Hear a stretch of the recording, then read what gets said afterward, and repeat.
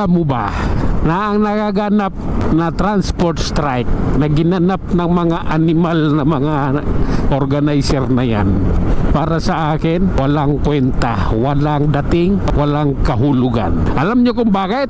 Dapat pag nagta-transport strike, para ramdam ng gobyerno yung hinanaing mo, yung pinaglalaban mo, dapat nagkaisa kayo, dapat walang bumabiyahe. Dapat lahat ng jeep walang babiyahe, lahat ng taxi walang babiyahe. Anak ng puta, kaninang umaga dumaan ako ng Pasay, akala ko transport strike. Bakit? Walang tao. Ang daming jeep bumabiyahe. Anong transport strike na pinagsasabi nyo? Kalukuhan yun. Kwento nyo lang yun, drama nyo lang yung transport strike nyo. Ang kailangan sa transport strike, para ka mapansin, para ka dinggin ng gobyerno, ay kailangan yung pinaglalaban mo na gugustuhin mo, ay maparalyze yung biyahe ng tao. Pag nag-transport strike, kailangan yung tao walang masakyan, papasok at pauwi. Nang sa ganun, maramdaman ng gobyerno yung hinanaing mo at yung hinanakit mo at yung sama ng lobo kung sino ka man putang ina mo ka, animal ka. Wala eh. Ang sikip ng kalsada, traffic, ang daming jeep bumabiyahe, transport strike ba yun? Ang daming taxing bumabiyahe, ang daming bubit, angkas, joyride bumabiyahe. Ano? Transport strike ba tawag doon? Katarantaduan yun. Putay na, drama nyo lang yun. Gusto nyo lang yun atang umiksi na.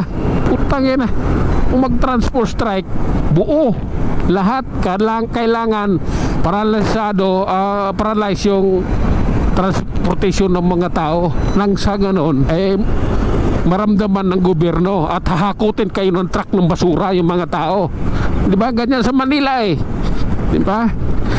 Pag walang masakyan yung mga tao, lalabas yung truck ng basura, hahakutin yung tao. Tuwan-tuwa naman yung mga tao, sasakay sila doon sa truck ng basura. Hindi nila inisip, ginawa silang basura ng mayor nila. Yung mga hayop talaga, yung mga putang ng mga Pilipino na to. Walang utak eh, diba? Kalain mo, gagawin ka na dahil nagkakaproblema sa transportation, ilalabas ng mayor ninyo yung truck ng basura, doon kayo kakarga, doon kayo sasakay. Hayop na hayop, basurang basura ang dating ng mga mamamayang Pilipino sa inyo. Ang transportation ng tao, kailangan ramdam ng gobyerno yung hinanaing mo, yung hinanakit mo, kumbaga yung pag-iyak mo, yun kailangan ramdam ng gobyerno yun. Kailangan mamumroblema sila. Ang daming tao sa kalsada gustong pumasok sa trabaho, hindi makarating sa papasukan dahil walang sasakyan. Yun yung katotohanan. Hindi yung utangin na sa balita lang kayo meron eh. Pero puta, pagdating nung araw nung pinagsasabi ninyo, ang daming jeep bumabiyahe, ang daming taxi bumabiyahe, ang daming anak ng puta, joyride, angkas, move it. Saan yung transport strike doon? Tangin na ginagawa nyo lang tanga sarili nyo eh. Hindi bubo tao ngayon. Kahit pa paano matatalino na nga ang bubo noon, matalino na ngayon. Diba? Yun yung katotohanan. Nagagago nyo lang kami.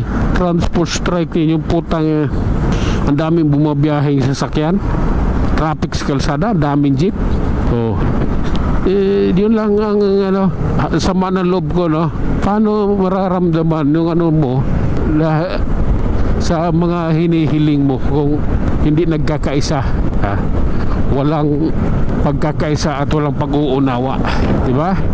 Transport strike kayo, may hinihiling kayo, putayin na yung kapwa ninyo, yung bumabiyahe bumabiyahe sa Top Avenue.